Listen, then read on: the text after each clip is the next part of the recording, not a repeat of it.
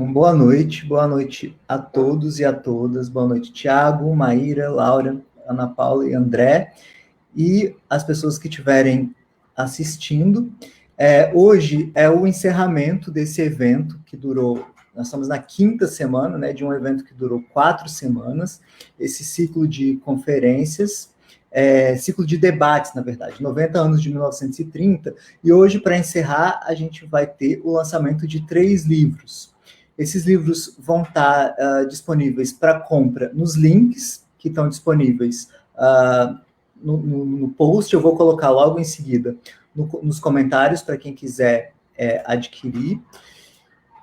E eu queria, enfim, agradecer, né, a participação do grupo de estudo sobre o regime Vargas, por terem, né, trazido esse evento para a história da ditadura. Enfim, foi um evento super bem sucedido, com, enfim, as principais, além dos pesquisadores do grupo, as principais referências de pesquisadores do regime Vargas, né, dos governos Vargas do Brasil, passaram por aqui, né, pelo ciclo de debates ao longo dessas 4 semanas, em que foram discutidos temas como os significados de 1930, a relação de Getúlio Vargas com os trabalhadores, as oposições a Vargas nos anos 30, e na semana passada, a cultura no governo Vargas. E hoje a gente encerra com o lançamento de livros desse grupo, que se chama Grupo de Pesquisas Dimensões do Regime Vargas e seus Desdobramentos, que é um grupo vinculado ao CNPq. Então, para dar início, a gente vai começar falando sobre o livro. Deixa eu pegar minha colinha. Governo Vargas, Questões Regionais e Relações Interamericanas, que foi organizado pelo André, que está aqui, a Maíra e o Tiago. Os 3 organizadores estão presentes, e aí eu passo a palavra para a Maíra. Boa noite a todos e todas. Antes de apresentar o livro, eu também quero agradecer muitíssimo, agora publicamente, ao História da Ditadura, em especial ao Paulo, por ter aceitado, aliás, mais do que aceitado, né, abraçado o projeto do ciclo de debates 90 anos de 1930, desde o início, dando todo o suporte para a gente transmitir as mesas todas as quintas de outubro, além de disponibilizar os vídeos na página do História da Ditadura. Antes de falar do livro, eu também queria comentar bem rapidamente sobre o nosso grupo de pesquisa, o Dimensões do Regime Vargas e seus Desdobramentos. O grupo busca manter em evidência os estudos e as discussões, tanto das importantes temáticas do regime Vargas, quanto dos seus desdobramentos. Todas as quintas de outubro, além de disponibilizar. As suas reflexões começaram em 2006, num simpósio temático Dimensões do Regime Vargas, da Semana de História Política da UERJ, sob coordenação do professor Orlando de Barros, que inclusive é o nosso líder do grupo de pesquisa no CNPq. A partir de 2012, o grupo vai ganhando mais fôlego, ampliando seus membros, os seus locais de discussão, e só para vocês terem uma ideia, né, de 2012 para cá, ou seja, nesses 8 anos, além de nós estarmos presentes em todas as semanas de história política, nesse mesmo simpósio temático, só que agora co-coordenado com o Tiago Morelli, que está aqui conosco, nós participamos de mais de 25 eventos nacionais e internacionais, que são super importantes para a história do Brasil, para a história da América Latina. As nossas participações foram muito variadas, né? Participamos realizando palestras, ministrando cursos de curta duração, mas também coordenando simpósios temáticos. Nos últimos anos, a gente tem organizado também dossiês temáticos em importantes revistas científicas, em Brasília, no Rio, em São Paulo, eventos nacionais e internacionais. A partir de 2017, a gente também começou a reunir os estudos que estavam em desenvolvimento ou já desenvolvidos dos membros do grupo de pesquisa. O primeiro livro que a gente lançou foi esse daqui, Olhares sobre o Governo Vargas. O livro contou com 8 pesquisadores de diversas instituições e está tendo boa repercussão no Brasil e no exterior. Atualmente, o nosso grupo de pesquisa, como eu já falei, ele está cadastrado no CNPq e conta com mais de 50 pesquisadores, e o que deixa a gente muito feliz, porque tem uma boa representatividade, a gente tem todas as regiões do Brasil, e ele segue agregando interessados de distintas titulações. A gente tem graduandos, graduados, mestrandos, mestres, doutorandos e doutores. Então, para quem quiser fazer parte do grupo, manda um e-mail para a gente. O nosso e-mail é grupovargascnpq@gmail.com. Vou repetir. grupovargascnpq@gmail.com. Tudo em minúscula, gente. Para quem também tiver interesse no tema, a gente também tem uma página no Face intitulada Grupo de Pesquisas Dimensões do Regime Vargas e seus Desdobramentos. Nessa página, a gente procura divulgar eventos e as nossas publicações, mas também a gente troca fontes e sugestões bibliográficas. Então, tem sido uma experiência muito interessante e muito enriquecedora. Bom, chegando no livro, propriamente dito, os nossos 3 livros que a gente está lançando hoje, eles evidenciam uma preocupação antiga do grupo, que é ampliar as reflexões sobre as variadas dimensões e também os desdobramentos dos governos de Vargas. Nesse livro que eu vou apresentar agora, que é o Governo Vargas, Questões Regionais e Relações Interamericanas, nós reunimos textos de 9 especialistas, principalmente das dimensões locais, regionais ou interamericanas dos governos de Vargas. As reflexões do livro foram divididas em 2 partes. Na primeira, a gente tem textos tratando das questões regionais, e na segunda, das questões interamericanas. Que agora o Thiago... Ai, fala sério que caiu.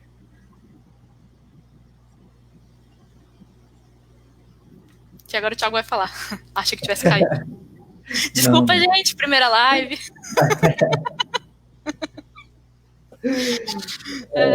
Agora a palavra está com o Thiago. Então, gente, boa noite a todos, boa noite meus colegas aqui, a todo mundo que está assistindo, né? É um prazer. Estendo aí os agradecimentos, né? Corroboro com o que disse a Maíra, agradecer o Paulo, a todo mundo do História da Ditadura, né? Está lançando em breve um novo site, né? Então fica todo mundo ligado aí com a História da Ditadura em breve, novo site sendo lançado. E foi um grande parceiro. Essas semanas de outubro foi um espaço bem bacana. Enfim, esse livro, né? Que a gente está lançando hoje, um dos 3 livros, né? Esse primeiro livro que a Maíra começou a falar, né? Como disse trata sobre relações interamericanas e também sobre a questão das regionais.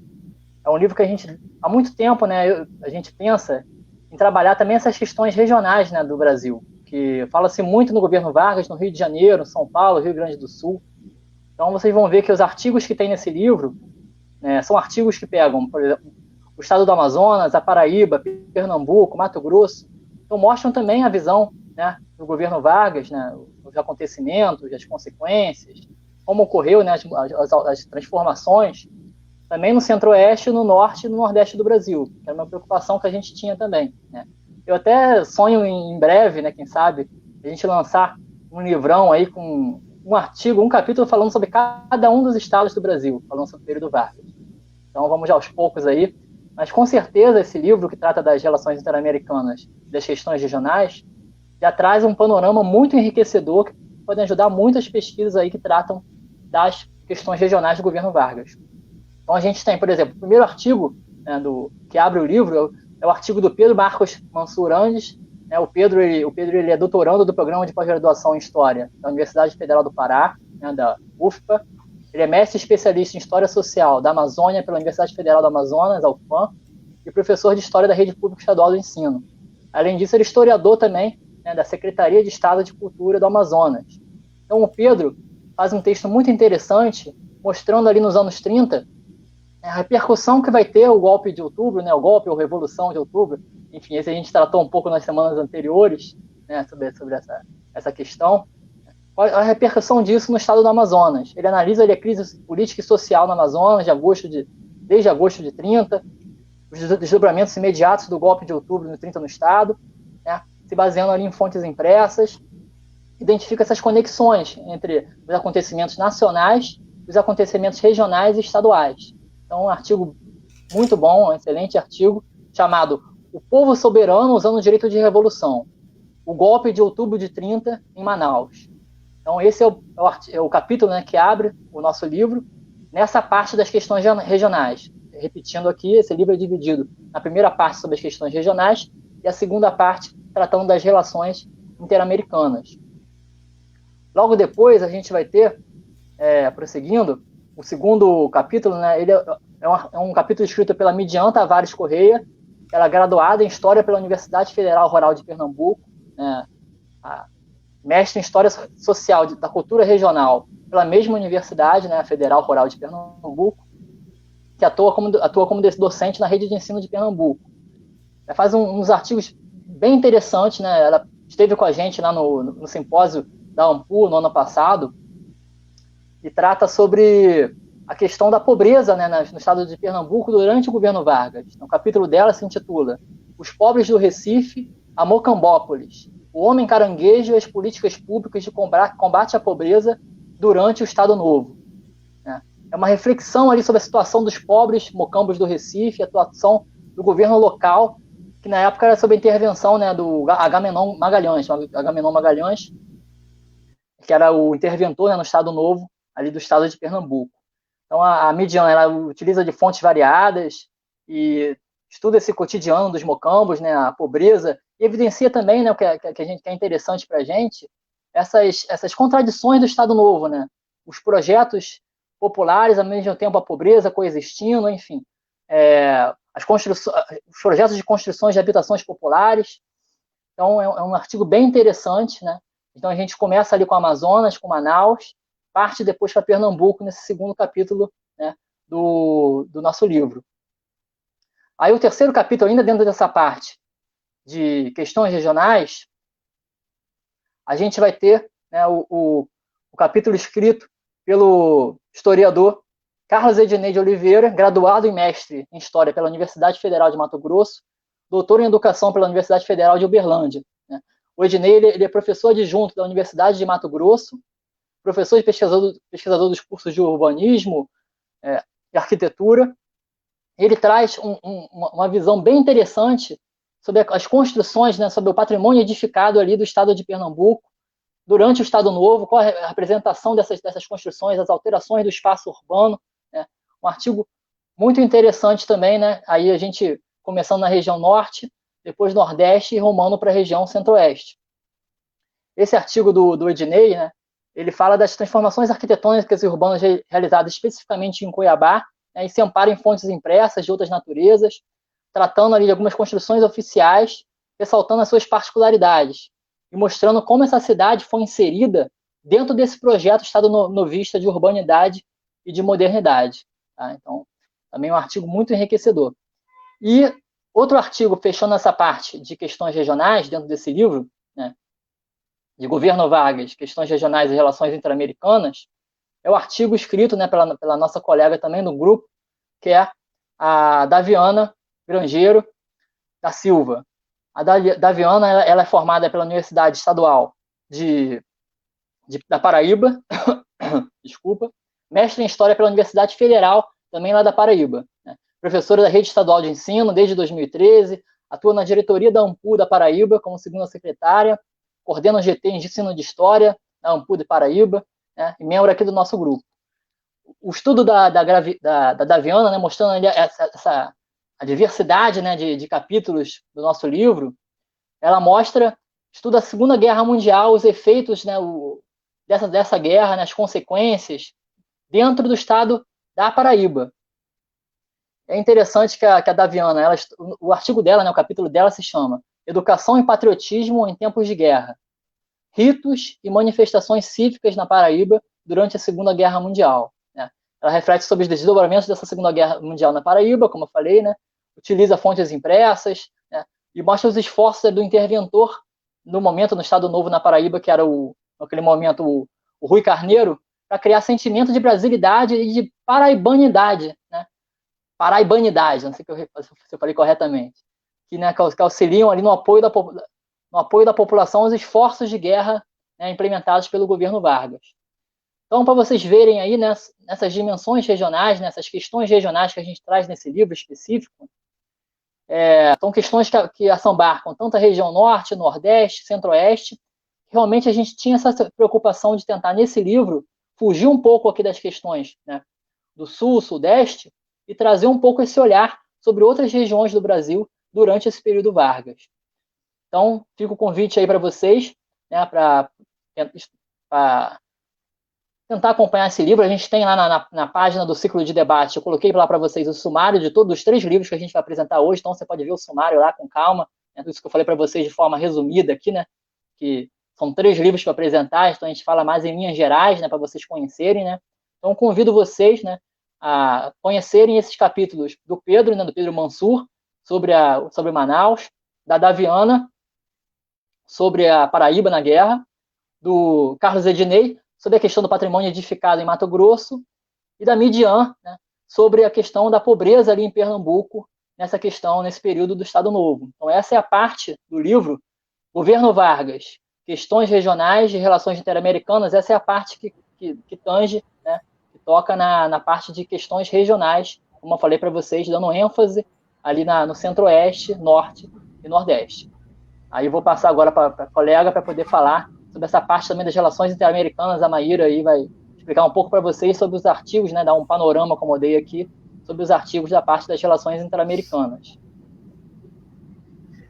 Só um pouquinho antes da Maíra falar sobre as relações interamericanas, estão pedindo o e-mail do grupo, para falarem que em seguida eu coloco aqui fixo, aí todo mundo pode anotar. Eu vou te passar. O e-mail é Grupo Vargas CNPq, tudo junto, Grupo Vargas CNPq, @gmail.com. Depois a gente coloca também aqui rapidinho fixo para o pessoal poder acompanhar e mandar o e-mail, se juntar a gente. E só complementando o que a Maíra falando, aproveitando isso, eles vão ter um prazer, né, fazer parte desse grupo. A gente já tem a gente começou o ciclo de debates com mais ou menos 100 pessoas no grupo, e agora já estamos chegando a 130, né? Muita gente se juntou, né, sabendo do grupo pelo ciclo de debate. Então, agradeço também por isso o apoio do História da Ditadura. Além de a gente fazer um evento maravilhoso com pessoas incríveis, pesquisadores incríveis, a gente está conseguindo também trazer as pessoas, né, para juntar o grupo. É um grupo horizontal. O nosso líder é o professor Orlando de Barros, da UERJ, mas a gente dialoga junto, troca fontes, troca informações. Não existe essa coisa de hierarquia. Todo mundo trabalha junto para construir, né, para fazer a construção do conhecimento histórico. Isso aí. Posso? Então, uma outra preocupação nossa, e aí ela se expressa nessa segunda parte do livro, era pensar um pouco nas relações exteriores do Brasil nesse período, para além daquelas que são muito comentadas pela historiografia, né, como as relações com a Alemanha ou as relações com os Estados Unidos. Então, nessa segunda parte, a gente acabou reunindo textos que pensavam as relações no continente americano, né? Então, os capítulos daqui dessa parte, eles vão tratar mais especificamente sobre o Uruguai, a Argentina e os Estados Unidos. E o que é muito interessante nessa parte é que as reflexões, elas vão incluir uma gama muito variada de sujeitos, como artistas, jornalistas, intelectuais, empresários, diplomatas e políticos. Ou seja, a gente tem textos que ultrapassam a dimensão dos governantes desses países. A parte começa com o capítulo do Rafael Nascimento Gomes, que é doutorando em História na UNB, e o capítulo dele é intitulado A Dimensão Regional da Política Varguista, as Relações Diplomáticas entre o Brasil e o Uruguai, 1930 a 1945. Nesse capítulo, ele vai apresentar, então, essas relações, mostrando aproximações e os afastamentos entre as duas nações. E o que é mais interessante é que ele evidencia em diversos momentos, explicita os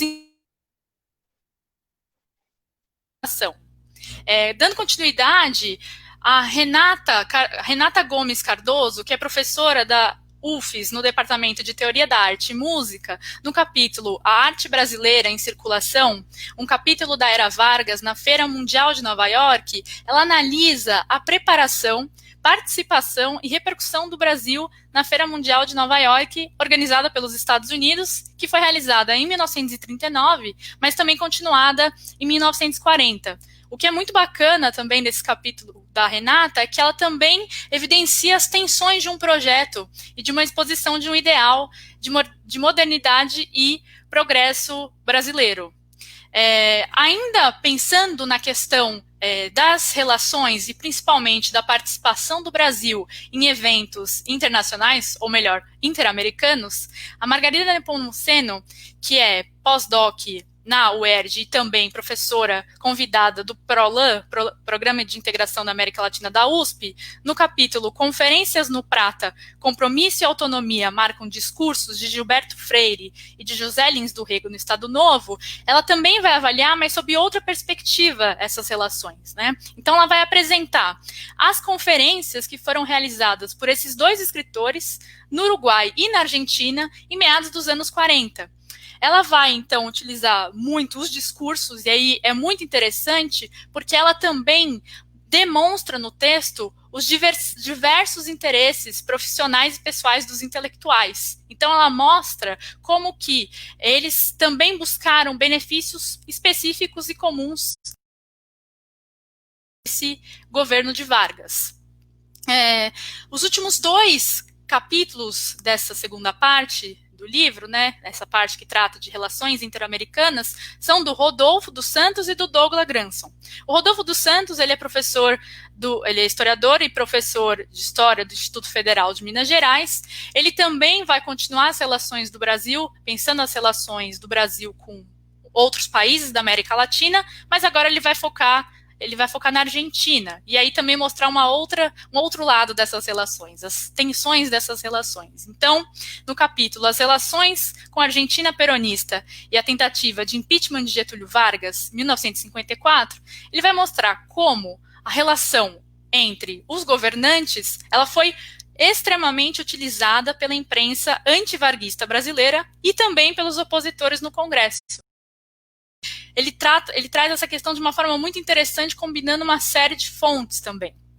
E aí, para finalizar, agora saindo da América Latina, indo para a América do Norte, o Douglas Granson, que é doutorando em História na UFES, no capítulo A Mulher nas Pegadas do Senhor Seu Kilowatt, Afinidades Eletivas entre Brasil e Estados Unidos de 1936 a 1962, ele vai trazer uma outra dimensão que é muito interessante também, que é a questão da publicidade, agora de uma empresa de energia elétrica norte-americana, American Foreign Power, e em especial do personagem, o Sr. Kilowatt, né, ou o Seu Kilowatt. E para quê? Para pensar na venda dos produtos elétricos, mas também para a educação da mulher.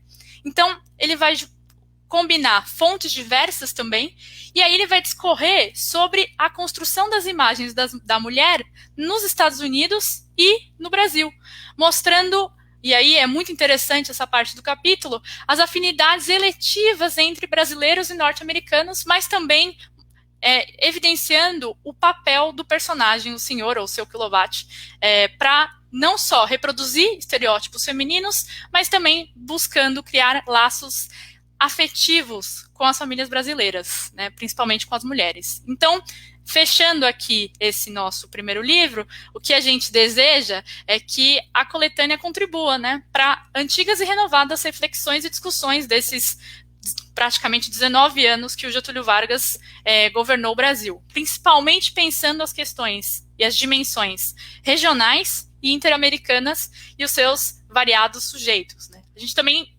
espera que ajude a pensar nos desdobramentos disso que está sendo discutido, especialmente a respeito das questões que permanecem até os dias atuais. Então, é um pouco isso o nosso primeiro livro.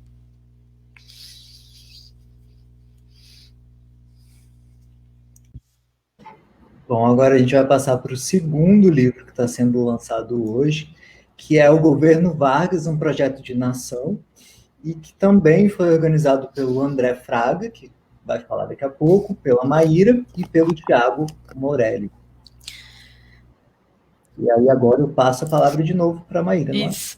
Bom, então, nesse livro, a gente também busca ampliar as reflexões sobre o governo Vargas, com 9 especialistas, que vão trabalhar sob uma perspectiva mais ampla, né, nacional, e também vão adotar vários enfoques, como o André vai comentar para vocês.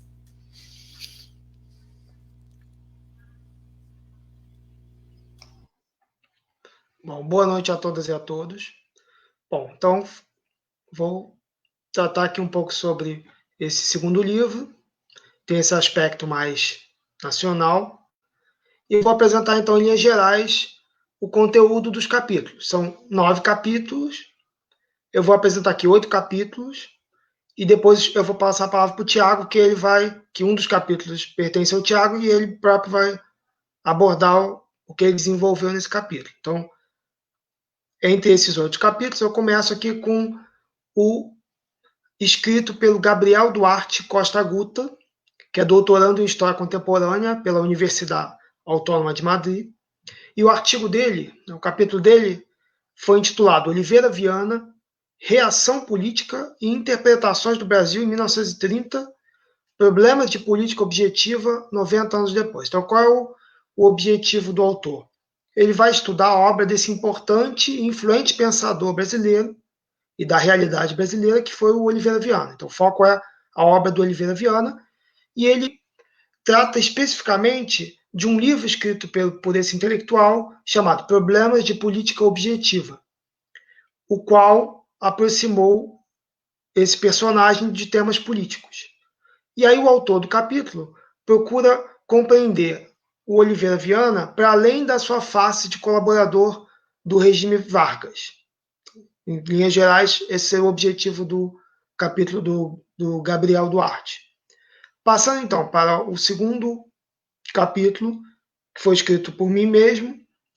Eu sou doutor em História pela UF, e o capítulo eu chamei de O Sonho da Fabricação Aérea Nacional Autônoma durante o governo Vargas. Então, aqui o mote é falar sobre como se desenvolveu a aviação no Brasil durante o governo Vargas, a aviação civil e militar, cujo ápice se deu com a criação do Ministério da Aeronáutica em 1941. Então, o foco específico desse capítulo é em 2 projetos encabeçados pelo governo que foram considerados por ele fundamentais para garantir uma autonomia brasileira no universo da aviação, que é a construção da Fábrica Nacional de Aviões e da Fábrica Nacional de Motores. Então, o objetivo do artigo é explorar um pouco como se desenvolveu esse projeto do governo de construção dessas 2 fábricas para ter autonomia na construção aeronáutica.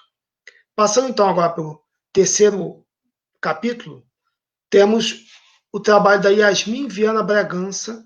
Ela é mestre em História pela UF, e o artigo dela intitula-se A Grande Cruzada pela Educação, Saúde e Higiene, a Maternidade Científica como elemento-chave durante a Era Vargas. Então, o objetivo dela vai ser abordar o lugar reservado às mulheres na sociedade brasileira, que, administrada por Vargas, almejava alcançar o progresso e a modernidade. Segundo a concepção governamental, os avanços esperados apenas seriam possíveis com melhores condições de higiene e de saneamento básico e com a moralização dos costumes. E aí que, nesse movimento civilizatório, as mulheres tornaram-se alvos prioritários do governo e deveriam desempenhar um papel tradicional. Então, ela vai discutir essa questão. Qual é o papel das mulheres nas políticas sociais e de higiene e de modernidade encabeçados pelo governo. E aí, então, em seguida, vem o capítulo da Maíra Coalago, que é doutoranda em História pela USP, e ela deu o seguinte nome para o artigo: Dos pais de família ao pai da nação, imaginários populares sobre a família no Estado Novo. Então, a autora, nesse artigo, ela vai analisar cartas que brasileiros humildes enviaram ao chefe da nação, no caso, ao Getúlio Vargas. E aí o que ela vai procurar compreender nessas cartas enviadas?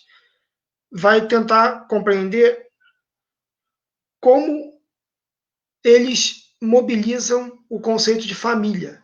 Tanto os trabalhadores que mandaram as cartas pedindo algo, quanto o próprio governo, como o governo reconhece também, tem a sua própria definição disso e como eles trocam essas informações. Então, ela vai trabalhar em relação a isso. Agora, em seguida, temos o capítulo do Rafael Peixoto de Paula Marques, que é doutor em Direito, Estado e Constituição pela UNB. O capítulo dele se chama Poder Constituinte e Mudança Constitucional na Transição Brasileira para a Democracia entre 1945 e 1946. Então, diferentemente dos outros artigos, o mote do trabalho dele, ele foca no período já do fim do Estado Novo, que seria o período da redemocratização. Então, a preocupação dele é abordar esse período pós a ditadura Vargas e vai acompanhar, então, a partir da perspectiva da história constitucional, o debate que começou, então, a surgir nesse período, o debate sobre o poder constituinte e a mudança legislativa nessa transição para a democracia. E o principal objetivo foi examinar como ocorreu a passagem de um regime autoritário para um regime democrático e como esse espaço temporal transitório construiu ou redefiniu certos conteúdos jurídicos. E, em seguida, temos o artigo da Patrícia Costa de Alcântara, que é doutoranda em História pela Universidade Federal Rural, aqui do Rio de Janeiro, e o artigo intitula-se Os anos iniciais da Justiça do Trabalho no Brasil, breves considerações sobre a autonomia e heteronomia normativa e a atuação dos trabalhadores nos tribunais. Então, o objetivo dela foi investigar a forma como os trabalhadores passaram a lidar com a ampliação e a sistematização da regulamentação das relações laborais e como agora eles teriam um órgão para reivindicar e para reclamar dos seus patrões, que é a Justiça do Trabalho. Então, vai analisar alguns processos e tentar compreender como se dava essa relação, que agora tem o Estado como intermediário. E aí ela mostra como essa alteração, o surgimento da Justiça do Trabalho, vai acabar alterando as relações, né, que eram mantidas, vai se redefinir as relações que os trabalhadores mantinham com seus patrões.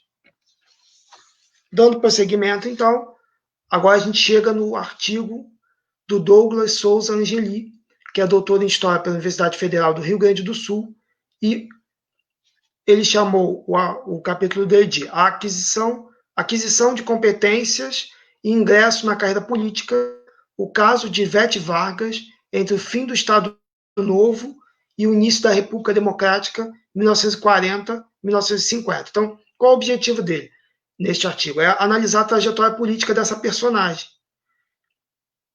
da Cândida Ivete Vargas Tati, de quem o Getúlio Vargas foi tio-avô. Então, ele vai analisar a trajetória política dela, que foi deputada federal entre 1951 e 1969, e também, novamente, entre 1983 e 1984. E ela acabou tornando-se o principal nome do Partido Trabalhista Brasileiro em São Paulo. Então, ele vai discutir essas questões.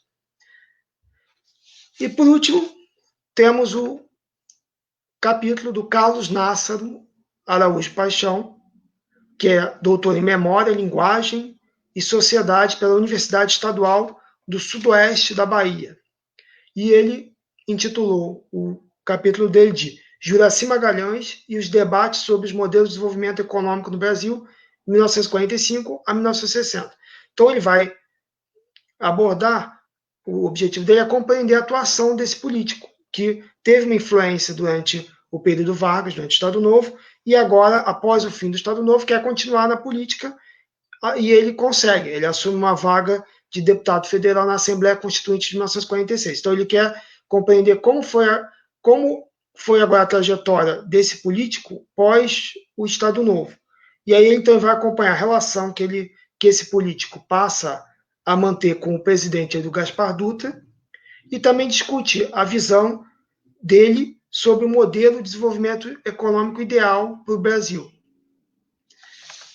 Então, temos aí os 8 capítulos que compõem o livro, e agora falta o 9º, que foi escrito pelo Tiago, e agora, então, ele vai apresentar para vocês o que ele procurou fazer nesse capítulo. Obrigado, pessoal. Só para esclarecer que a Maíra ia falar sobre o artigo dela, mas a gente achou que, como ela ia dar aula essa noite, isso que o André acabou falando também, né? A gente saberia se daria tempo para a Maíra ainda ficar com a gente aqui durante a live. Só para fechar, né, fazendo um breve resumo rapidinho, meu capítulo nesse livro, né, Governo Vargas, um projeto de nação. O capítulo se chamou Brasil e a crise de 29, economia, orçamento e debate político nos anos 30. Eu sempre tive vontade, né, já estudo o período Vargas aí há 15, 16 anos, sempre tive vontade por estudar mais a fundo a questão econômica, né, economia. Eu acho que nós historiadores temos que estudar mais a parte econômica, né, não só pelo viés da história econômica, mas também pela própria economia. Então, eu me debruço um pouco sobre a crise de 29, mostrando os reflexos dela nos anos 30, no início dos anos 30 no Brasil. A partir dali, eu mostro o debate de Vargas, principalmente ali durante o governo constitucional, né, com a Câmara dos Deputados debatendo a questão do orçamento, debatendo os projetos, né, soluções para a crise. E termino o capítulo falando sobre as duas grandes missões, né, do ministro da Fazenda, que foi aos Estados Unidos, à Inglaterra, renegociar a dívida, né, que o Brasil tinha com os ingleses e com os norte-americanos. Então é bem interessante, né, mostrar como o governo Vargas tratou, né, e tentou contornar essa crise ali, e a Câmara dos Deputados jogando a culpa da crise em cima do Vargas, o Vargas jogando a culpa da crise em cima da Câmara dos Deputados. Dá para ver perfeitamente que a questão também financeira, né, a questão econômico-financeira, também influenciou ali o embate entre legislativo e executivo, que vai influenciar, inclusive, o Vargas cada vez mais guinar numa posição mais autoritária. Então, seria isso. Aí eu queria só lembrar vocês, né, que isso que a gente está falando aqui vai entrar no YouTube do História da Ditadura. Vocês podem ver todo o ciclo de debates lá no YouTube do História da Ditadura, todas as 4 mesas que nós tivemos aqui desde o dia 1º de outubro. Essa mesa também vai estar lá no YouTube do História da Ditadura. E falar para vocês que dentro aí do evento do Facebook, né, do ciclo de debates, 90 anos de 30, né, tá lá, tem para vocês o sumário do livro, tá lá os links também para adquirir o livro, e aqui também, né, tem um comentário fixo também com os links para quem quiser adquirir o livro. Então é isso, passo por Paulo. Então a gente apresentou para vocês aqui, né, o governo Vargas, questões regionais e relações interamericanas, né, o segundo livro que acabamos de falar sobre ele, que é o Governo Vargas, um projeto de nação. Vamos passar por Paulo aí para ele dar prosseguimento aí a nossa apresentação dos livros. Bom, gente, então, todos esses vídeos vão estar lá no canal do YouTube do História da Ditadura, numa playlist que vai ter exatamente o mesmo nome do ciclo de debates, né? E, enfim, o Thiago sempre falou o tempo todo, né, que havia uma demanda reprimida dessa questão da população de maneira geral, não só da academia, né, sobre temas relacionados ao governo Vargas. E ele tinha razão, porque, enfim, em todos os dias, ao longo das últimas 4 semanas, né, encerrando hoje com a quinta, nós tivemos um número super alto de ouvintes, né, enfim, internautas que participaram dos eventos, e foi bastante impressionante, porque a concorrência hoje em dia, né, que a gente vive basicamente uma vida online, é altíssima, né? São várias lives ao mesmo tempo, uma mais interessante do que a outra. Então, ele tinha razão. E agora a gente vai passar para o terceiro livro, que foi organizado pela Ana Paula Leite Vieira e Laura Vasconcelos, as duas estão aqui, e o livro se chama Dimensões do Governo Vargas. E aí vamos passar a palavra para as duas. Então, boa noite, sou a Laura, né? Eu, de antemão, já peço desculpa aos autores, porque eu não consegui decorar a titulação de cada um, enfim. No final das contas, isso importa muito pouco, né? Somos seres humanos aprendendo, digamos assim, e, enfim, só importa para a academia e para o currículo Lattes, para nós, né? E aí é o seguinte, a gente começa, espero que ninguém fique chateado por isso, a gente começa com o capítulo da Roberta, né, e do Matheus Sampaio, Roberta Barros de Meiras e Matheus Sampaio, que se chama Os Homens que Amavam o Açúcar, o enquadrar de uma velha paisagem agrária, a política de intervenção do Instituto do Açúcar e do Álcool no primeiro governo Vargas. Nesse capítulo, os dois se debruçam sobre a crise de superprodução vivida pelo açúcar no contexto da crise de 29 e relacionam essa crise, né, e tentam encontrar, né, mapear qual foi a solução do governo Vargas para superar esse momento, né, do açúcar e tal.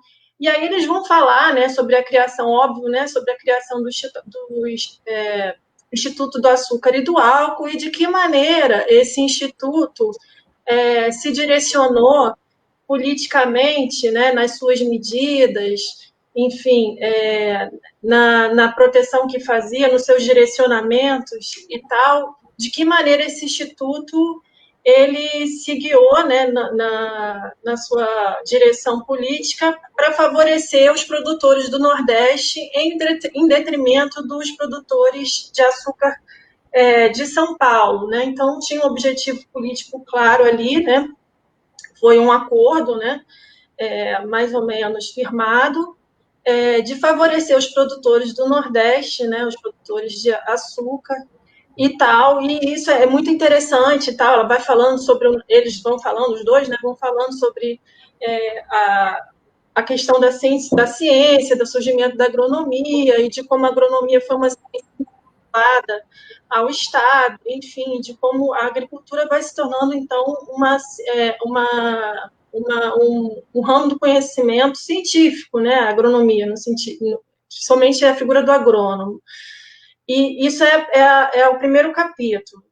Aí a gente entra, então, nessa parte, né, a primeira parte, então, é um estudo mais de viés econômico. Aí a gente entra nos capítulos seguintes, que tem um recorte mais voltado para as relações internacionais, né, em alguma medida, e é nesse contexto, então, nessa direção, que escreve, então, o nosso querido professor Orlando de Barros, né, que é o nosso, digamos assim, patrono, né, aqui, figura delicadíssima, é bom que se fale, e o livro dele, o capítulo dele, aliás, que assim, o ato falho tem todo sentido, porque é um primor o capítulo dele, né, eu gostei muito, que aí ele fala sobre a visita, né, de um cientista italiano, o Guglielmo Marconi, em 1935, ao Rio de Janeiro e a São Paulo,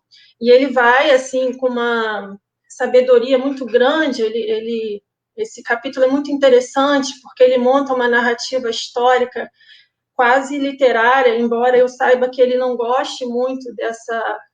que ele fale dos perigos da narrativa e tal, para o historiador, mas ele é um mestre nisso.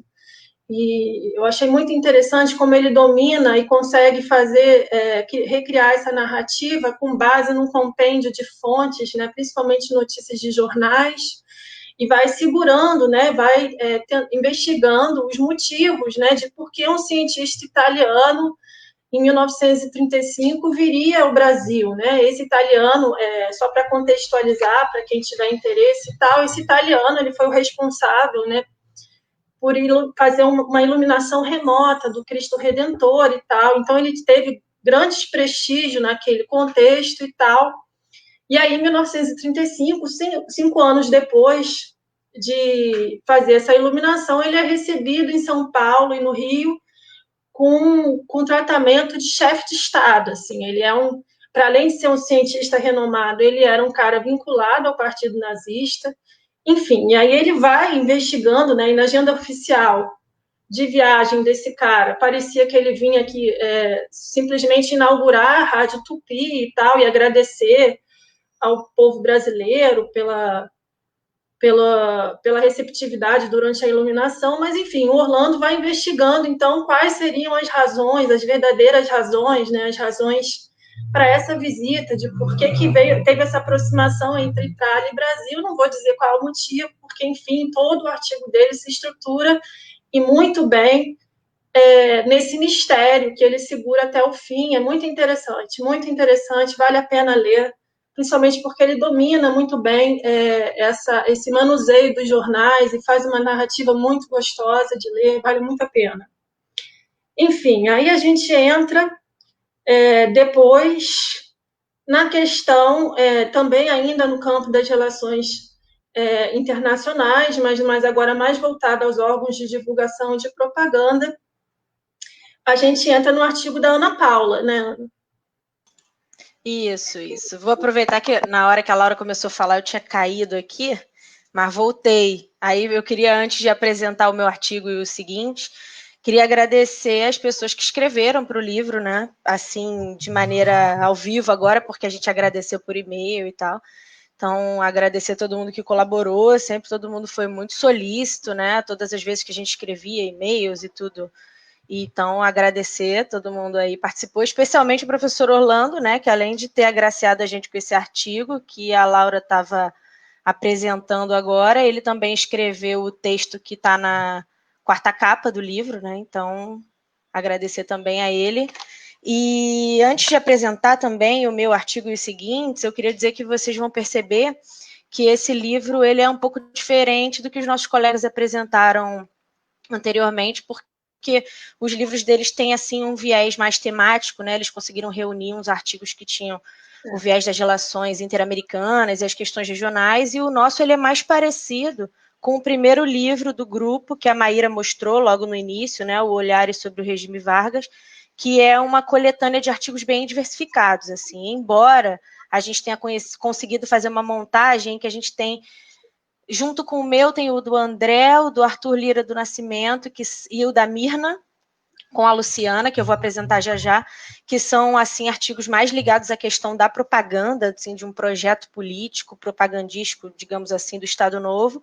Esses são artigos que estão assim mais conectados em termos de temática, mas os outros artigos, eles são artigos mais diversificados, como a Laura está apresentando do professor Orlando, né, das relações internacionais, nesse momento ali dos anos 30, do cientista italiano que vem para o Brasil, o artigo da Roberta, que é sobre economia, e depois ela vai apresentar outros que tratam de questões políticas mais assim propriamente ditas, vinculadas a partidos políticos e ideias políticas, que é o artigo da própria Laura, né? Então é um livro bem diversificado que vai atender diversos públicos, espero que vocês gostem bastante, né? Então, voltando aqui para o meu artigo, o meu artigo ele está intitulado, nem eu lembro o título, estou igual a Laura, não se lembra título de nada, né? Eu vou pegar minha colinha aqui para poder ver o título. Como a Laura falou, tá na linha, ele vem na sequência do professor Orlando, tá nessa linha das relações internacionais, porém, numa questão mais vinculada à questão da propaganda e da propaganda cultural, né? Então, o título do meu artigo, ele é um panorama da diplomacia cultural entre Brasil e Estados Unidos através dos impressos, onde eu tento mostrar aí o esforço que o Estado Novo fez através de algumas instituições para propagar uma imagem positiva do Brasil no exterior, com um foco nos Estados Unidos, que, como eu percebi na pesquisa de fontes, era o foco das relações internacionais do Brasil nesse período, né? Então, a propaganda desses órgãos que eu trabalho no artigo, que são o DIP, o Ministério das Relações Exteriores e o Ministério da Educação e Saúde, né? E também eu trabalho com algumas produções do Departamento Nacional de Café. O foco das produções, dos impressos dessas instituições eram o envio para os Estados Unidos, então é no que eu me debruço aí, né? E principalmente pegando as produções do DIP e do Departamento Nacional de Café, são as que eu analiso de forma mais assim detida, né, com exemplos, com imagens e tudo. Então é bem interessante, porque eu tento analisar assim a que público, principalmente ou a que públicos, né, porque vocês vão ver que são públicos diversos que as publicações se direcionavam, as trocas que eram empreendidas entre esses órgãos e outros órgãos dos Estados Unidos, né, os envios, os contatos que eram feitos entre os órgãos e as bibliotecas e os outros organismos e instituições internacionais. Então, tudo isso que eu tento mostrar um pouco no meu artigo, e a ideia o que une essas publicações é a ideia de tentar mostrar para o mundo que o Brasil era um país que, nesse momento, no Estado Novo, sob a liderança de Getúlio Vargas, era um país que caminhava a passos largos rumo ao progresso, né? Então, é mais ou menos isso que eu trabalho lá. Na sequência do meu artigo, a gente colocou o artigo do Arthur Lira do Nascimento, que também vem nessa linha, como eu falei para vocês, da propaganda, e o título dele é 40 Horas de Vibração Cívica, um cinema varguista em Pernambuco. E como o título sugere, né, ele trabalha com um curta-metragem, né, na verdade, deixa eu ver se eu não estou me confundindo, que o Jonas acessar aqui minhas anotações. Isso mesmo, curta-metragem em formato de cinejornal, né, sobre a viagem do Getúlio Vargas ao estado de Pernambuco no ano de 1940, e ele tenta mostrar como esse filme, né, esse curta-metragem, ele foi uma tentativa de mostrar os avanços do Estado Novo no estado de Pernambuco, né, e faz toda a cobertura da visita do Getúlio Vargas pelo estado, e ele também, através disso, tenta mostrar como que o Estado Novo concedeu incentivos à produção cinematográfica nacional como uma das formas, né, uma das estratégias de propaganda e de propagação de ideias. E isso é legal porque nos artigos seguintes vocês vão ver eu trabalhando com impressos, depois na sequência o Arthur trabalhando com cinema, e aí na sequência do Arthur vem um artigo também, mais ou menos com a mesma tônica, né? E a Luciana, a Mirna Aragão de Medeiros e a Luciana Pena Franca. Elas trabalham com o teatro, né? Como que o Estado Novo, através do teatro, utilizou, né, essa produção cultural como uma estratégia, como uma forma de propagar suas ideias e construir uma mentalidade nacionalista e divulgar os feitos, né? Mas, no caso delas, o foco é mais relacionado à identidade nacional e à construção mesmo de uma ideia de identidade, de nação, já que elas priorizam, na análise delas, peças que são sobre a história do Brasil, né? São peças históricas. E aí elas trabalham, vou dizer para quem quiser ler, né, para saber especificamente quais as fontes que elas trabalham nesse capítulo, elas trabalham com a peça Tiradentes, do Viriato Corrêa. Deixa eu achar minha colinha aqui. A Carlota Joaquina, de Raimundo Magalhães Júnior, e Ombros Armas, de Adi Faria Rosa. E a questão toda delas é analisar, por meio dessas produções e do circuito de produção e de divulgação dessas peças, que objetivos o Estado Novo tinha quando projetava essa ideia de nacionalidade, né? E aí elas mostram muito bem como que esse projeto ele estava associado a duas frentes, né? Não só a divulgação de ideias, mas também a questão da censura, né? Então elas mostram isso bastante no artigo delas. E na sequência, também nessa linha de divulgação e propaganda, o André Fraga, que está aqui, eu não sei se eu vou apresentar o artigo dele tão bem quanto ele faria, né, mas eu vou tentar. Ele trabalha, o André, com a questão também nessa linha, né, da propaganda, com a construção de uma mentalidade aeronáutica no Brasil, do que se denominou na própria época de mentalidade aeronáutica, com um artigo que se intitula Os usos do setor aéreo no regime Vargas, fortalecimento da defesa, unidade e modernidade nacionais. O André trabalha e tenta mostrar os esforços que o Estado Novo fez para, através de publicações, né? Ele trabalha com publicações para investigar isso, na divulgação de ideias que mostrem o projeto-chave do Estado Novo, que era a questão da defesa. Ele mostra que são 3 questões-chave, né, desse projeto ideológico do Estado Novo: a questão da defesa, da unidade nacional e a ideia de um Brasil moderno em formação, que, como eu falei no meu próprio artigo, que eu tento mostrar também, que é essa ideia de um Brasil que caminha, né, rumo ao progresso e à civilização.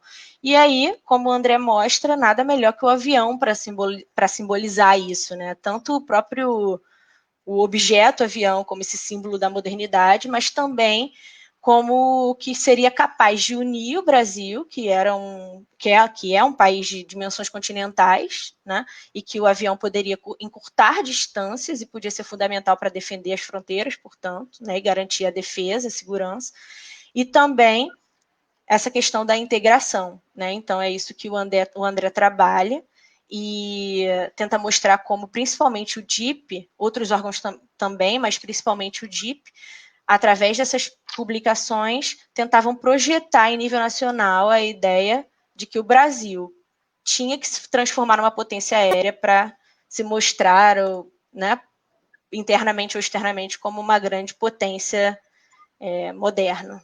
Então é isso. Aí a Laura vai apresentar o resto.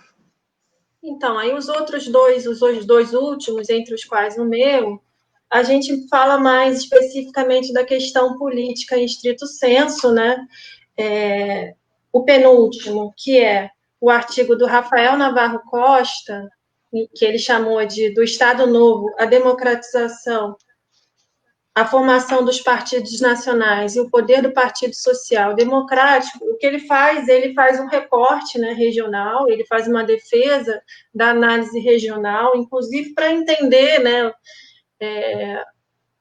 de que maneira esse regional se insere numa política nacional dos partidos, como é que foi essa interação entre os setores regionais e o setor nacional. Vamos lembrar que é o contexto de formação desses partidos em âmbito nacional, então é bem essa questão que ele aborda, especialmente sobre, então, o Partido Social Democrático. Ele faz um recorte, então, regional, ele analisa a trajetória do Amaral Peixoto, né, no Rio de Janeiro.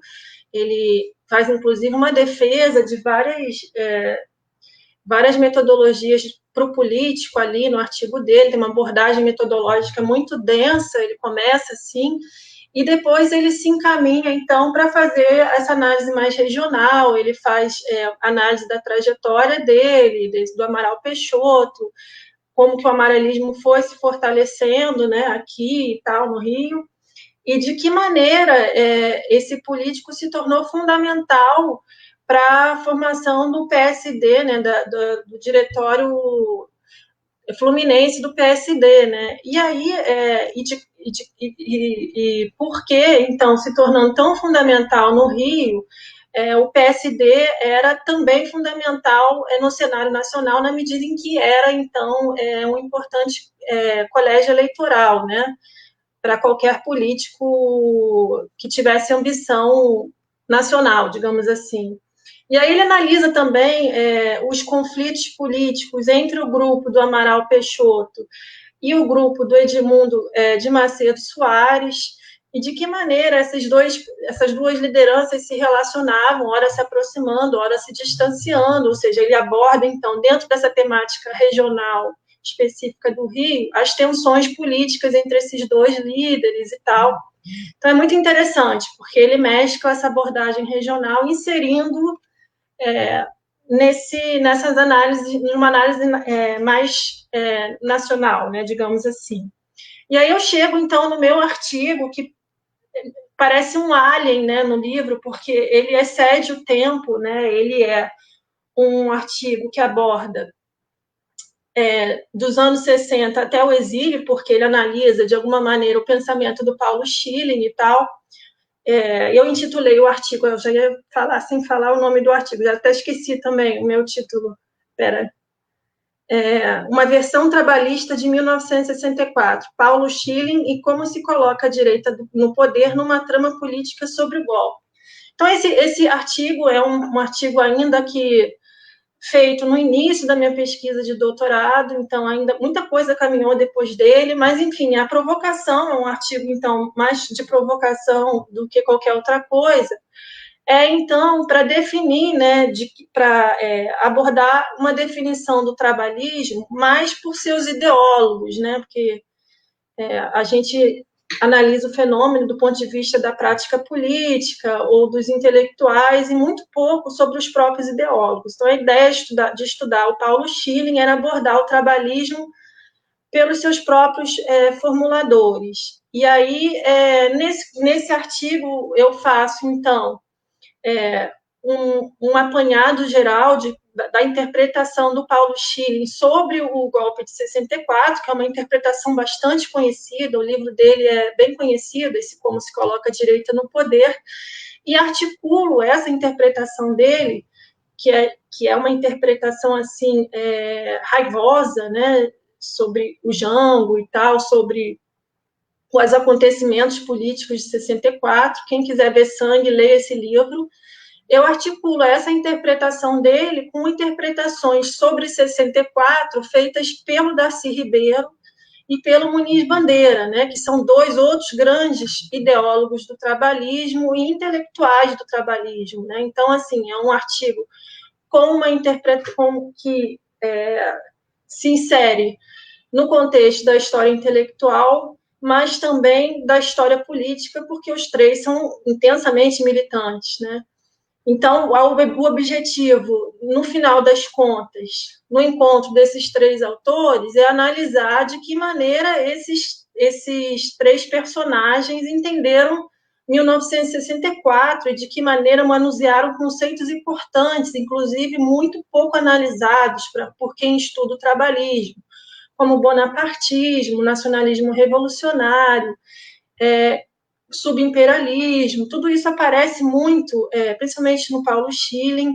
Então, ele dá um mapa conceitual muito, muito importante, muito pouco trabalhado por quem estuda o trabalhismo como conceito político.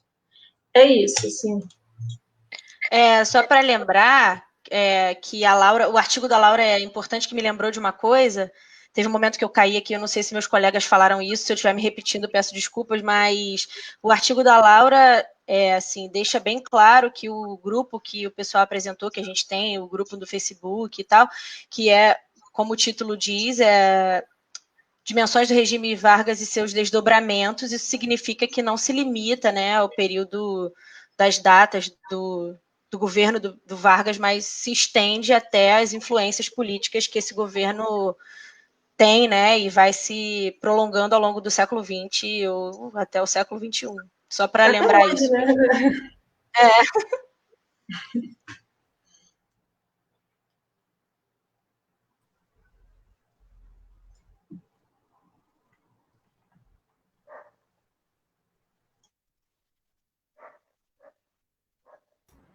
Né? Temos muitas parabenizações, muitos elogios aos livros, ao evento e tudo isso, enfim. E eu, mais uma vez, agradeço a todos e a todas, enfim. Eu acho que todo mundo devia ter acesso, na verdade, ao chat interno, que é a melhor parte, na verdade, desses eventos.